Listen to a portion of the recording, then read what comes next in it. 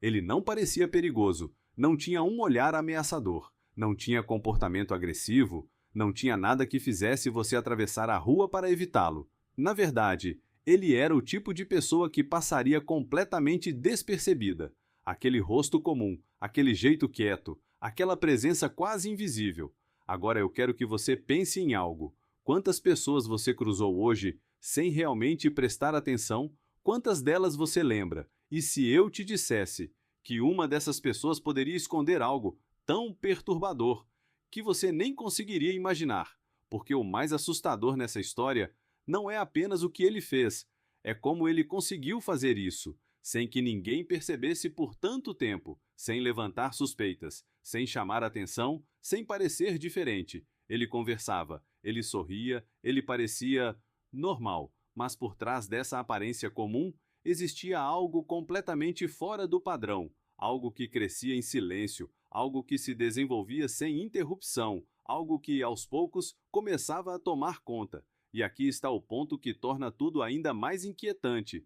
Isso não começou de forma extrema, não começou com violência, não começou com algo óbvio, começou pequeno, quase insignificante, tão sutil que ninguém viu como um problema. E talvez esse tenha sido o maior erro, porque enquanto tudo parecia controlado, enquanto tudo parecia apenas uma fase, enquanto ninguém dava a devida atenção, algo muito mais profundo estava se formando, algo que, com o tempo, não poderia mais ser ignorado.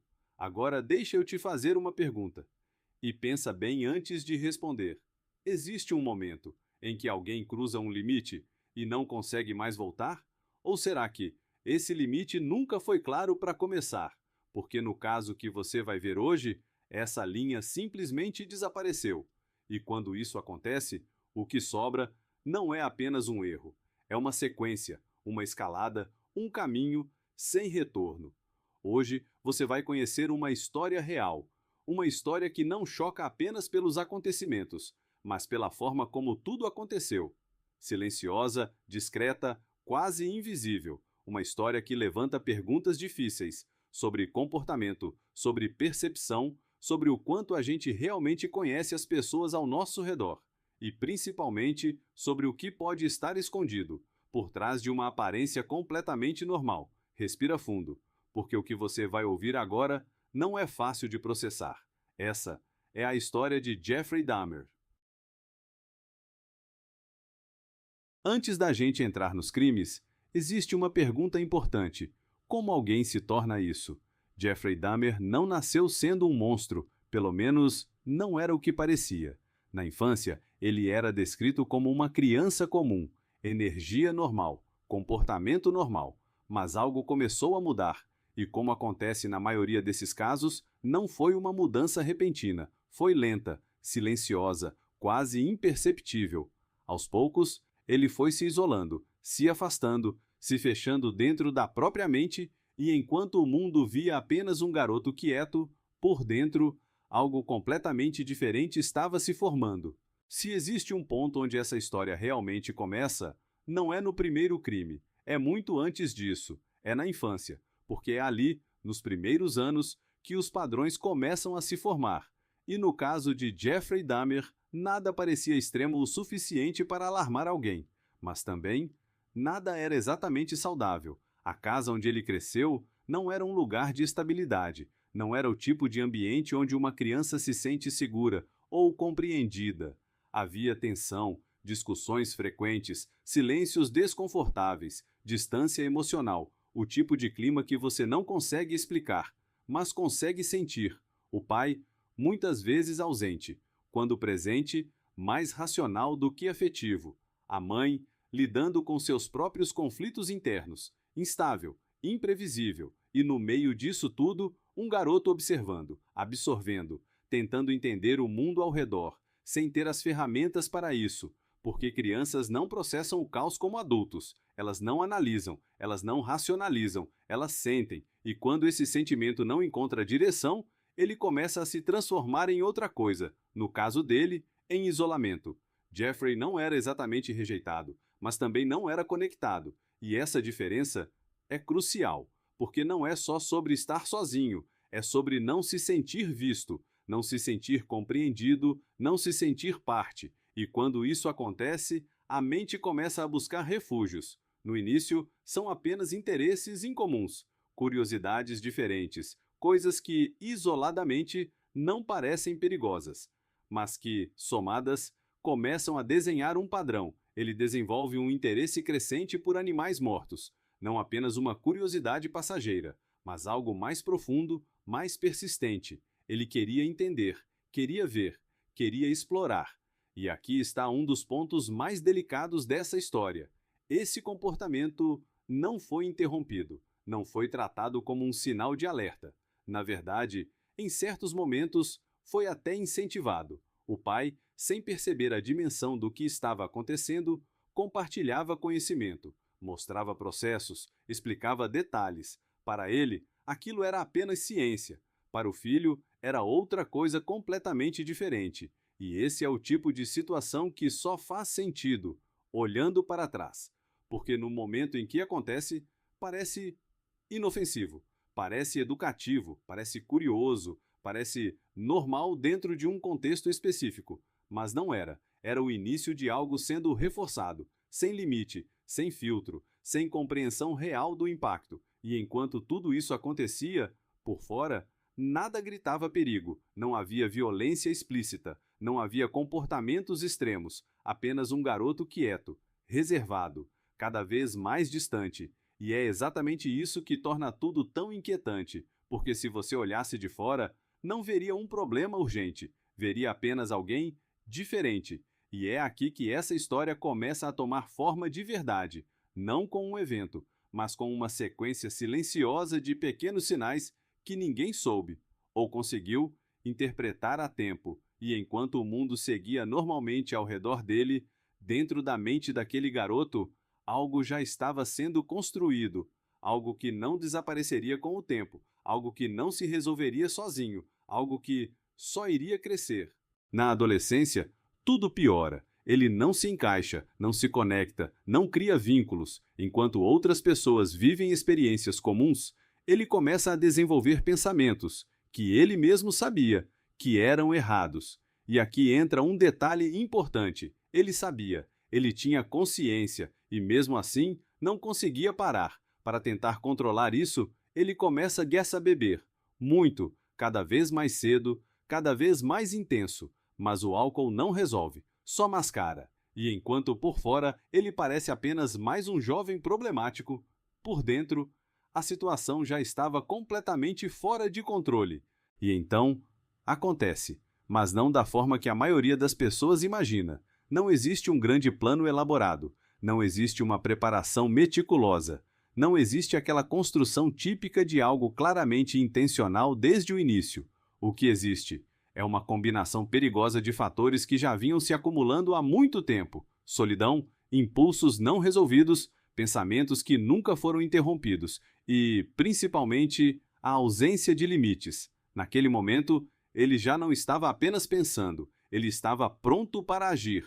Tudo começa de forma aparentemente simples: uma situação comum, um encontro casual, uma interação que, para qualquer outra pessoa, terminaria ali. Mas não termina, porque dentro da mente dele, aquele momento não era comum, era uma oportunidade.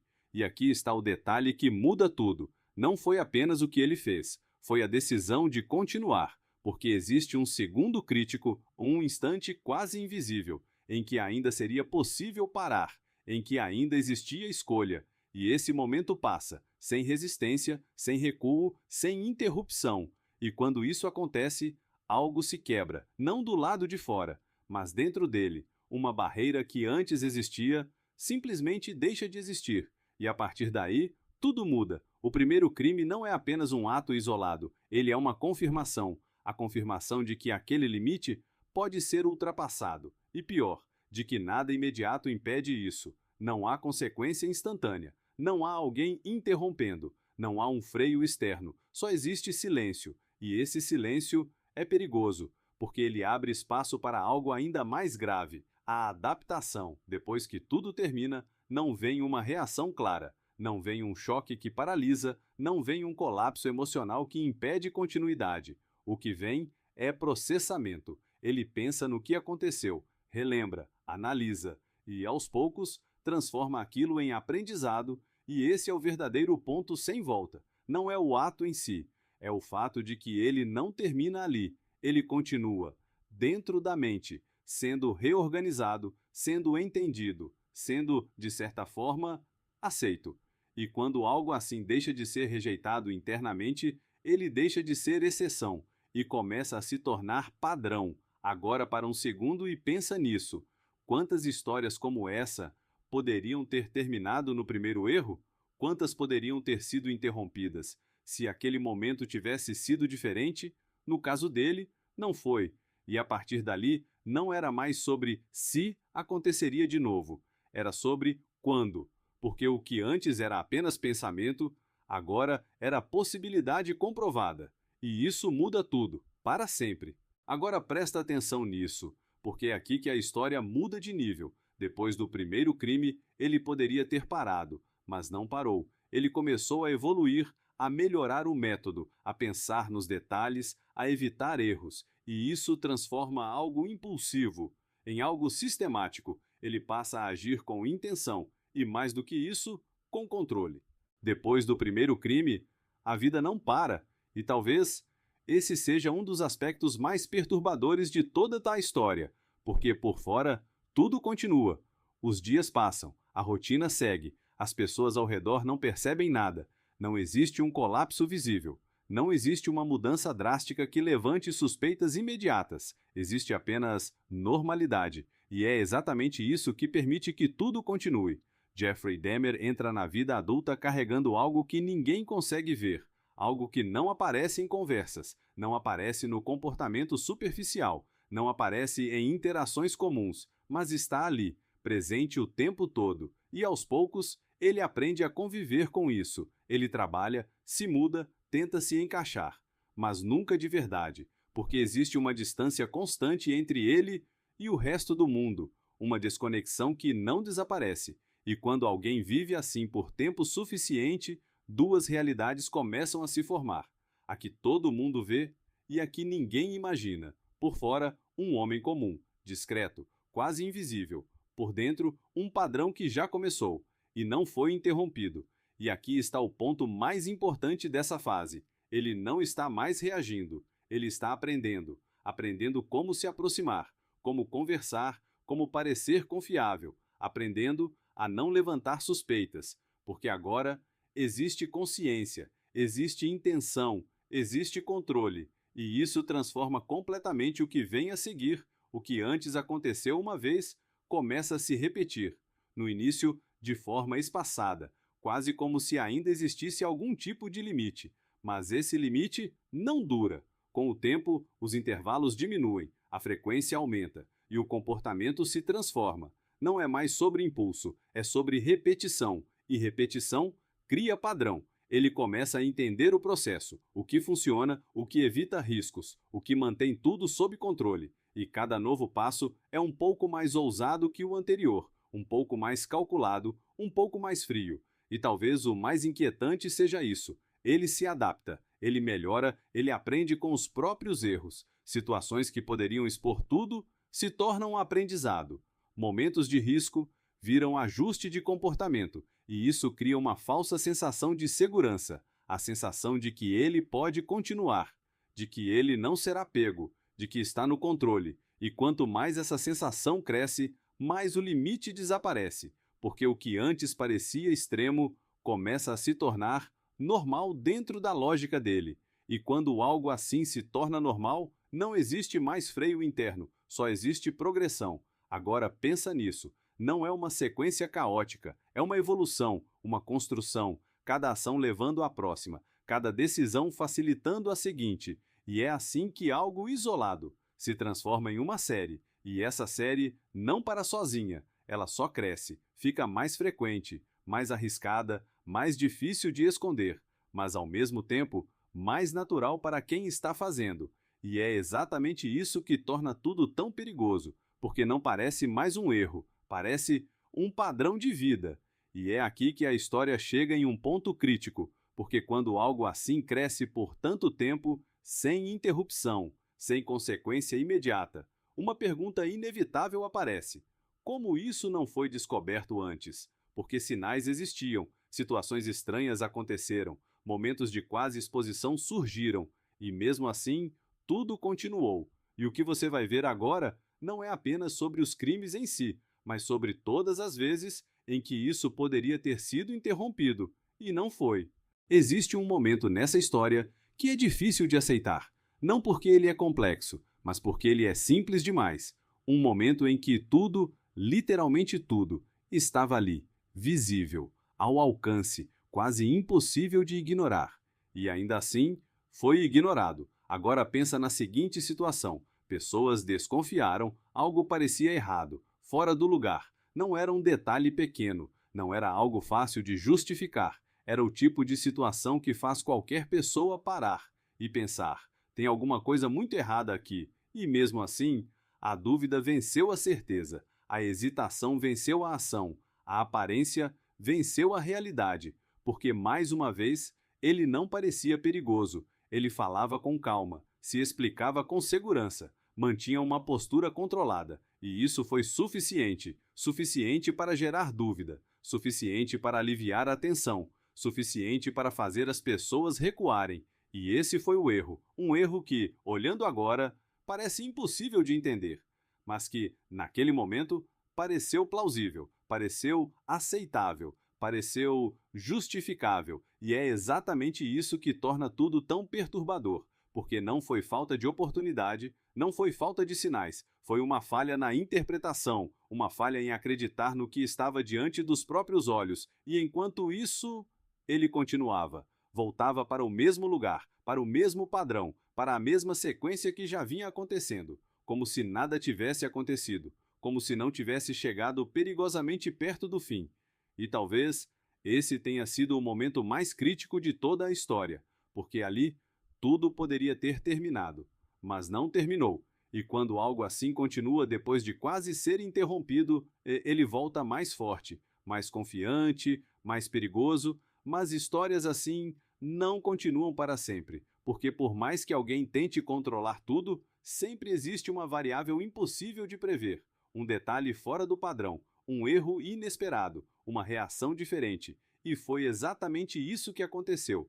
Não foi um grande plano que levou à queda, não foi uma investigação perfeita, foi uma ruptura, uma situação que saiu do controle, uma vítima que não seguiu o roteiro esperado. E quando isso acontece, tudo muda, porque pela primeira vez a narrativa dele não funciona, a explicação não convence, a presença não acalma, o controle desaparece e o que antes era invisível começa a aparecer, de forma rápida, bruta, sem tempo para esconder. E quando as primeiras evidências surgem, elas não deixam espaço para dúvida, porque não são pequenas, não são sutis, são impossíveis de ignorar. E é nesse momento que a realidade finalmente alcança tudo o que vinha sendo escondido, sem preparação, sem filtro, sem volta. Agora imagina a cena, tudo aquilo que ficou escondido por tanto tempo, sendo revelado de uma vez, sem contexto, sem explicação suficiente, sem qualquer forma de suavizar o impacto. E o choque não vem apenas pelo que é encontrado, mas pelo fato de que isso estava acontecendo, o tempo todo, ali, sem que ninguém impedisse, sem que ninguém percebesse completamente. E quando a verdade finalmente se impõe, ela não chega aos poucos, ela chega de uma vez e destrói qualquer tentativa de normalidade que ainda existia, porque naquele ponto não existe mais personagem, não existe mais máscara, só existe realidade. E a partir dali, não é mais sobre esconder, é sobre responder, e tudo o que antes era dúvida se transforma em certeza. Tudo o que antes era invisível se torna impossível de ignorar, e tudo o que parecia controlado finalmente desmorona. Quando tudo vem à tona, não existe mais espaço para dúvida. Os fatos estão ali, as evidências são claras, a realidade impossível de negar. Mas, surpreendentemente, o julgamento não gira apenas em torno do que aconteceu, porque existe uma pergunta maior e muito mais desconfortável. Ele sabia exatamente o que estava fazendo? Pode parecer uma pergunta simples, mas não é, porque a resposta muda tudo se ele sabia. Então cada ação foi uma escolha, Cada passo foi consciente, cada decisão intencional. Mas se não sabia, se a mente dele estava comprometida, então estamos falando de algo diferente, algo que vai além do controle. E é nesse ponto que o julgamento deixa de ser apenas jurídico e se torna psicológico. De um lado, especialistas tentando explicar o comportamento, analisando padrões, interpretando sinais, tentando encontrar uma lógica dentro do que parece ilógico. Do outro, a realidade crua dos fatos, irrefutável, pesada, impossível de ignorar, e no meio disso tudo, uma tensão constante, porque não existe uma resposta confortável, não existe uma conclusão que faça tudo fazer sentido. Existe apenas conflito. Conflito entre razão e emoção, entre explicação e consequência, entre entender e aceitar. Agora pensa nisso. Até que ponto uma mente pode influenciar ações sem que a pessoa deixe de ser responsável por elas? E mais importante, existe um limite onde a explicação deixa de importar? Porque, independentemente do motivo, as consequências continuam existindo. E esse é o ponto que torna tudo ainda mais difícil, porque entender não significa justificar, explicar não significa absolver. E durante todo o julgamento, essa linha é testada o tempo inteiro.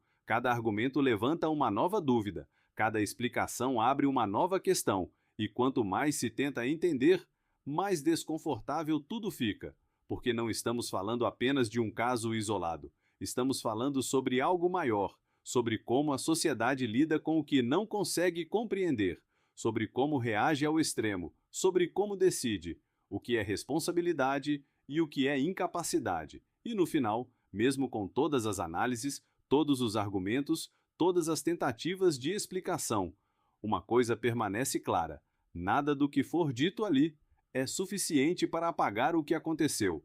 Nada resolve, nada compensa, nada equilibra, e talvez essa seja a parte mais dura de aceitar, porque o julgamento pode até chegar a uma decisão, mas ele não encerra a história, ele não traz alívio completo, não traz respostas definitivas, não traz paz, ele apenas coloca um ponto final legal em algo que, para muitas pessoas, nunca vai ter um verdadeiro fim. No final, depois de tudo o que você ouviu, talvez a parte mais perturbadora dessa história não seja apenas o que aconteceu, mas como aconteceu, sem alarde, sem interrupção, sem que ninguém percebesse a tempo, porque quando a gente pensa em algo assim, é comum imaginar distância, imaginar que isso está longe, que é raro, que é quase impossível de se repetir.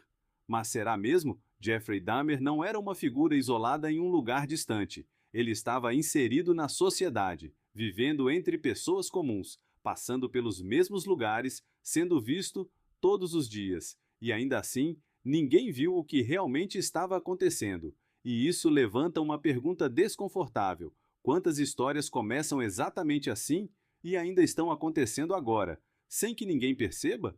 Porque o perigo nem sempre se apresenta de forma clara. Às vezes ele é silencioso, discreto, quase invisível, e é exatamente por isso que ele cresce. Agora pensa na quantidade de coisas que a gente ignora no dia a dia, comportamentos estranhos que a gente releva, situações desconfortáveis que a gente evita confrontar, sinais que parecem pequenos demais para importar. Mas e se não forem? E se aquilo que parece só estranho for, na verdade, o começo de algo maior? Essa história não é só sobre o passado, ela é um alerta sobre atenção, sobre percepção, sobre responsabilidade, não no sentido de viver com medo, mas no sentido de não ignorar o que claramente não está certo, porque muitas vezes o problema não é a ausência de sinais, é a forma como a gente escolhe não enxergar, e quando a realidade finalmente aparece, já não existe mais espaço para dúvida, só para consequência. Se esse vídeo te fez parar para pensar, então ele já cumpriu o propósito. Agora eu quero saber de você. Você acredita que casos assim poderiam ser evitados hoje? Ou a gente ainda continua ignorando os mesmos sinais? Comenta aqui embaixo. Eu realmente quero ler a sua opinião. E se você chegou até aqui, aproveita agora e já deixa o like. Isso ajuda muito o canal a continuar trazendo histórias como essa. E se ainda não é inscrito, se inscreve, porque aqui a gente não conta só histórias, a gente expõe o que existe por trás delas. E antes de sair, Clica no próximo vídeo que está aparecendo na tela. Se essa história te prendeu até aqui, a próxima vai te fazer olhar o mundo de um jeito diferente. Nos vemos lá!